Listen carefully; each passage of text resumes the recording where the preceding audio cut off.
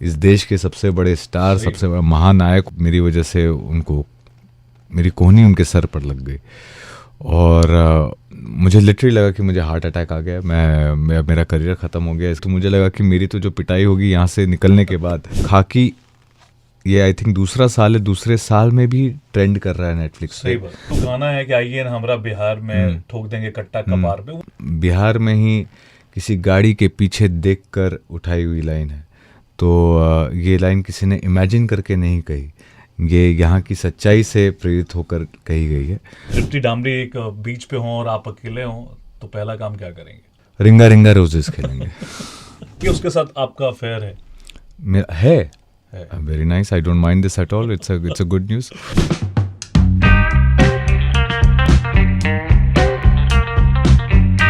हमारे साथ एक ऐसे एक्टर बैठे हुए हैं जो काफी हैंडसम है और 49th रैंक इनका आया था वर्ल्ड में डिजायरेबल मैन में। तो रेडियो सिटी 91.1 FM पर मैं हूं आपका चहेता और हमारे साथ हैं super talented, multi talented actor Avinash Tiwari sir. बहुत बहुत स्वागत। Wow, thank you so much sir, इतना अच्छा इंट्रोडक्शन दिया आपने और काफी रिसर्च भी कर ली। तो सबसे पहले तो मैं ये जानना चाहता हूँ, माशाल्लाह इतने हैंडसम है और पढ़ रहा था कि 49th रैंक आया था आपका। इतना सुंदर लड़का, ये गैंगस्टर, मतलब बचपन में कोई तंग करता था क्या कि सबको उड़ा देंगे? नहीं, ये मुझे लगता है कि एक्टिंग के ज़रिए से मैं वो सारी चीज़ें जी पा रहा हूँ जो आमतौर पर नहीं जी पाता। ना ही मुझे वो आशिकी करने का मौका मिलता, ना ही लोगों को इस तरह से गोलियां मार के उड़ाने का। तो ये सारी जो बचपन की चाहते हैं मैं पूरी कर रहा हूँ। जो बचपन के खेल होते हैं वो अब बड़े होकर एक अलग अलग किरदार के रूप में पेश किए जाते हैं। सर, गोपालगंज, मोतिहारी, बेतिया, ये सब का इलाका जो है मुझे लगता है कि बड़े बड़े एक्टर्स को दे रहा है। मनोज बाजपेयी, पंकज त्रिपाठी, अविनाश तिवारी, तो क्या है और आपकी सफर की शुरुआत कैसे हुई? मैंने IIT की तैयारी भी शुरू की और किसी आई थिंक फर्स्ट सेमेस्टर में ही मैंने ये फैसला किया कि शायद मैं एक्टिंग करना चाहता हूँ। अब इसका कारण क्या था मैं आज तक नहीं समझ पाया। ये ख्याल आया कहाँ से, क्योंकि मेरे जहन में इससे पहले कहीं था नहीं। और आने के बाद से जब वो इतनी तीव्र फोर्स के साथ आया तो मैंने सोचा कि अब इसके बारे में कुछ करना चाहिए। तो मैंने इंजीनियरिंग के साथ साथ उस वक्त ट्रेनिंग शुरू की अपनी, और एक पॉइंट पर ये डिसाइड किया कि शायद मुझे अब पूरी तरीके से अपना ध्यान एक्टिंग पर केंद्रित करना है। तो मैंने एक्टिंग की पढ़ाई शुरू की। क्या बात है। जो उस वक्त मेरे लिए काफ़ी मुश्किल था, क्योंकि हम जो कन्वेंशनल बैकग्राउंड से आते हैं उनके लिए एक्टिंग में पढ़ाई की जा सकती है। मैं 2004-05 की बात कर रहा हूँ। ये नहीं था सहज उनके लिए, तो उनको थोड़ा मनाने में समय लगा, लेकिन फाइनली पूरी फैमिली साथ आ गई और they were ready to support me. और फिर मैंने पढ़ाई की जर्नी शुरू की। मैं न्यूयॉर्क गया, न्यूयॉर्क में ट्रेनिंग ली मैंने न्यूयॉर्क फिल्म अकेडमी से। वहाँ से लौट कर आया 2007 में और फिर लगा कि शायद अब रेड कार्पेट मेरे लिए बिछा होगा, अब तो सब चीज़ें आसान हो जाएंगी। लेकिन ये काफ़ी कठिन इंडस्ट्री है। मैं हमेशा ये कहता हूँ कि जैसे UPSC IAS ऑफिसर्स कम से कम 100 से 150-200 होते हैं हर साल, लेकिन पिछले 5 साल में जो इंडस्ट्री के नहीं हैं उनमें से कितने लड़कों को मौका मिला हो, तो मेरे ख्याल से आपके एक हाथ की उंगलियां भी आप ना गिन पाएँ। So that's the kind of competition we have. और आई एम रियली फॉर्चुनेट कि इस धरती ने मुझे इस लायक बनाया है कि शायद मेरा नाम भी मनोज बाजपेयी और पंकज त्रिपाठी जैसे एक्टर्स के साथ जोड़ा जा रहा है। पहली फिल्म जो है आपने युद्ध की और बिग वी मतलब अमिताभ सर के साथ की, और एक इंसिडेंट हुआ जहां आपका एक्शन सीक्वेंस में कोहनी लगा और फिर आपको लगा, आप डर गए। उस समय नए आए थे कि यार मेरा तो करियर पैक हो गया। क्या था वो किस्सा? ये करीबन 2013 की बात है। मैं काफ़ी नया था इंडस्ट्री में और एक्शन सीक्वेंस में सब लोगों ने उनके कूली वाले इंसिडेंट्स को याद दिलाया मुझे और कहा कि अगर सही नहीं हुआ तो हो सकता है कि इसके बाद काम ना मिले। ऐसे ख्यालात मेरे मन में डाले गए और उसके बाद हमने काम शुरू किया। एक दिन अच्छे से एक्शन शूट हो गया। अगले दिन जब शूट कर रहे थे तो जल्दबाजी में मेरी वजह से उनको, मेरी कोहनी उनके सर पर लग गई और मुझे लिटरली लगा कि मुझे हार्ट अटैक आ गया। मेरा करियर ख़त्म हो गया, इसके बाद से कोई मौका नहीं मिलने वाला मुझे। और उससे ज़्यादा जो सेट पर माहौल बन गया, क्योंकि सब लोग इतने शांत, इतने घबराए हुए और सर भी अपना सर पकड़ के खड़े थे, तो मैं उनके पास गया, मैंने कहा sir I am really sorry, I hurt you, you hit me on my head, I am so sorry sir, I am so sorry. और उस हड़बड़ाहट में मैंने उनसे कहा सर एक रिहर्सल और करें, तो उन्होंने मेरी तरफ मुड़ के देखा कि कहाँ से तुम लोग इसको लेकर आए हो, एक कौन है लड़का। और फिर भी वो ही वॉज काइंड इनफ कि वो मेरे साथ रिहर्सल करने आए वापस। और रिहर्सल करने से पहले उन्होंने मुझसे कहा action is like choreography, dance, just dance. और मैं इतना घबराया हुआ था कि मैं ऑलमोस्ट बोलने वाला था कि but sir there is no music. और आई एम सो हैप्पी कि मैंने ये कहा नहीं उनसे, वरना वो ज़िंदगी में कभी मुझसे बात करने के लिए तैयार नहीं होते। लेकिन वो मेरे लिए एक बहुत ही घबराहट वाला मौका था। आई मीन इस देश के सबसे बड़े स्टार, सबसे बड़ा महानायक, उनको मुझे लगता है कि पूरे वर्ल्ड में एक तरीके से सबसे बड़े स्टार और सबसे बड़े एक्टर, उनको मेरी कोहनी से चोट लग गई। तो मुझे लगा कि मेरी तो जो पिटाई होगी यहाँ से निकलने के बाद, but he was so kind, so grateful, he made me relax. In fact उसके बाद एक मोनोलॉग था मेरा, वो मोनोलॉग ख़त्म होते ही उन्होंने पूरे क्रू से ताली बजाई, आके मुझे गले लगाया। सो एक एस्पायरिंग एक्टर के लिए जो जब शुरुआत कर रहा था उस वक्त ऐसी सहानुभूति, ऐसा सपोर्ट मिलना from the greatest actor of all times, I think वहाँ से मेरी जर्नी कुछ अलग ट्रैक पे चली गई शायद। एक कॉन्फिडेंस लेवल, एक शिफ्ट तो आया मुझे इस बात। खाकी द बिहार चैप्टर की क्या कहानी है, कैसे मिली? खाकी द बिहार चैप्टर कोविड के दौरान बैठे हुए थे, मैं तैयारी कर रहा था बम्बई मेरी जान की, और हम शूट कर चुके थे 15-20 दिन, लेकिन कोविड ने हमें परेशान किया।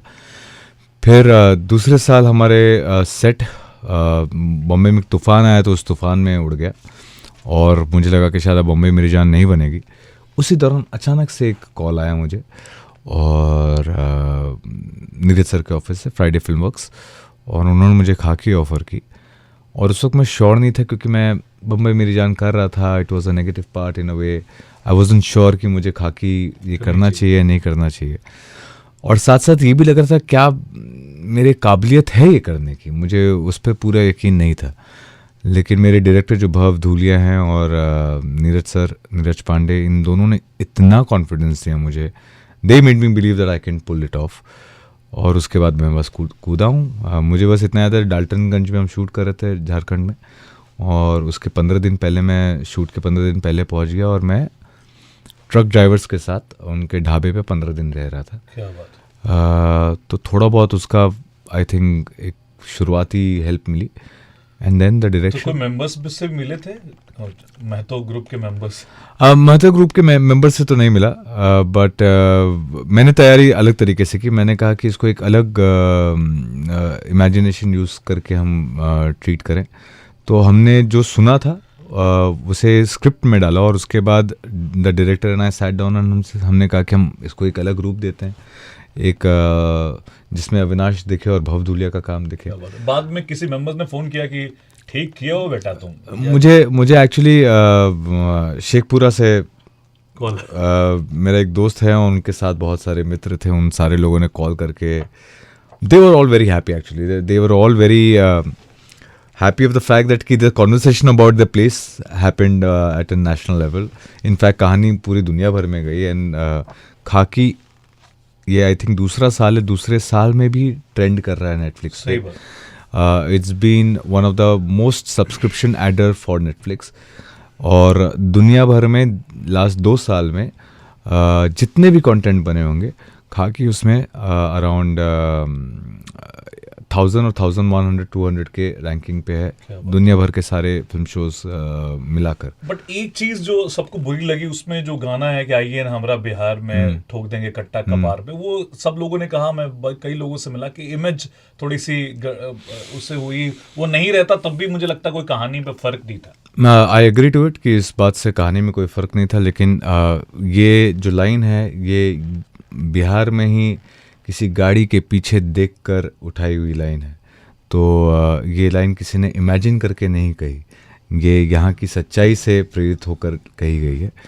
तो मुझे लगता है कि दैट ओनली शोज़ कि बिहार में बहुत सारी चीज़ें हैं जिनके बारे में बात होनी चाहिए। शायद हम कट्टा कपार में ही रह गया और मुझे इस बात का दूसरी चीजें भी होनी चाहिए, बहुत सारी चीज़ें जिसके बारे में चर्चा होनी चाहिए। सर अब हम लोग रैपिड फायर की तरफ बढ़ेंगे। रैपिड फायर में अगर आपने बेबाकी से आंसर किया तो आपको दाल भात चोखा पापड़ तिलौड़ी अचार जो बिहारी खाना है वो मिलेगा। बहुत भूख लगी है। हाँ तो फटाफट हम लोग करेंगे। सबसे पहले आपकी इतनी शिद्दत वाली एक्टिंग, मुझे लगता है कि वो वही कर सकता है जिसका दिल टूटा है। तो पहली बार दिल कब टूटा? पहली बार दिल टूटा है 2008 में। अभी right now you are single, girlfriend? I am a single. आपकी फेवरेट क्रश या बॉलीवुड एक्ट्रेस या जो भी जिसके साथ आप डेट करना चाहते हैं? देखिए क्रश तो मैं बोलूँगा क्योंकि अब लैला नेशनल क्रश बन चुकी हैं, है ना। एनिमल के बाद तृप्ति डिमरी जो कि मेरी एक्टर थी, को एक्टर थी लैला। कुछ लोग कहते हैं कि उसके साथ आपका अफेयर है। है very nice, I don't mind this at all, it's a good news. मुझे पता है कि बहुत सारे मर्द फिर मुझसे जलेंगे, I don't mind this at all. कुछ को एक्टर्स का मैं नाम लूंगा, एक एक खास बात क्या लगती है उनमें, और उनमें से आपकी फेवरेट कौन है? तृप्ति डिमरी, मुझे लगता है उनका इनोसेंस। मृणाल ठाकुर, मृणाल ठाकुर की खास बात है उनका dedication, she is very resilient. Aditi Rao Hydari, Aditi Rao Hydari की खूबसूरती। Nivedita Bhattacharya, what a strong performer. She is emotionally, she is very rich. Anushka Sharma, Anushka Sharma is vivacious, bubbly, and at the same time has the depth to focus everything that she wants to on. Aditi Rao और हैदरी और तृप्ति डिमरी के बीच पे हों और आप अकेले हों तो पहला काम क्या करेंगे? रिंगा रिंगा रोजेस खेलेंगे।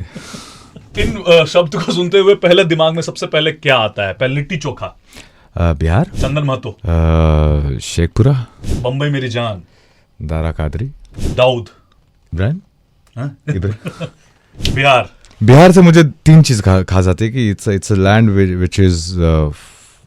which is a place for Mahavir Jain, which is a place for Gautam Buddha, it's a place for Guru Gobind Singh, and ये एक वो ज़मीन है जो जिसने इतना अध्यात्म दिया, it's a place of intellectuals, and I hope we really stood for who we really are. हम ना ये लहंगा चोली में थोड़ा फंस गए हैं और शायद उससे बाहर निकलें, तो इट्स हाई टाइम कि हम इंडिया पूरे स्टेट से बाहर आए। आपके लिए सबसे इम्पोर्टेंट क्या है? मुझे लगता है कि आप थोड़े आध्यात्मिक भी हो। लाइफ में सबसे इम्पोर्टेंट आपके लिए love, money, fame, peace, love? Top पे रखना तो I keep peace. Love for me would be the second one. Money and fame are byproducts for good work. So अच्छा काम मैं तीसरा रखूँगा और मनी फेम अपने आप आएगा। फेवरेट खाना? चावल दाल आलू की भुजिया। लड़कियों से क्या मैसेज है? कैसी लड़की को पसंद करते हैं? क्योंकि लाखों दीवाने हैं आपके, और कोई ऐसी फैन जो एकदम पीछे पड़ गई हो लड़की? मुझे लगता है कि कोई चेकलिस्ट अब मेरे पास बची नहीं है, बट मुझे ये समझ में आया कि अब शायद मेरी ज़िंदगी में वो मोहतरमा आएंगी जो शायद मुझे झेल पाएँ। मुझे लगता है कि मैं बहुत ज़्यादा आसान नहीं हूँ लोगों के लिए शायद। तो भैया ये थे हमारे साथ superstar actor Avinash Tiwari sir. विजेता के बारे में कुछ बोल दे, हमारा प्रमोशन। 5 साल पहले की बातचीत, और हमने एक बार ये वादा किया था कि साथ में बैठकर बिहार में कुछ करेंगे, और आज हमने वो वादा पूरा किया है। तो आज खास दिन है, एंड आई होप मुझे जितना मज़ा आया इनके साथ इंटरव्यू देने में, आपको हर बार उतना ही मज़ा आता होगा इनके इंटरव्यूज़ और इनका शो सुनने में। क्या बात है। तो भैया Avinash Tiwari super talented actor हैं, आपने बिहार के हैं, इनको इतना लाइक कीजिए, इतना फॉलो कीजिए, जहां भी रहे लाइक फॉलो करते रहिए। अविनाश तिवारी जिंदाबाद जिंदाबाद जिंदाबाद। और चंदन महतो बनना नहीं है, अच्छा काम करना है और रेडियो सिटी को सुनते रहना है, पूरी सिटी के साथ करना है। भाई भाभी कीजिए लाइक, शेयर एंड सब्सक्राइब।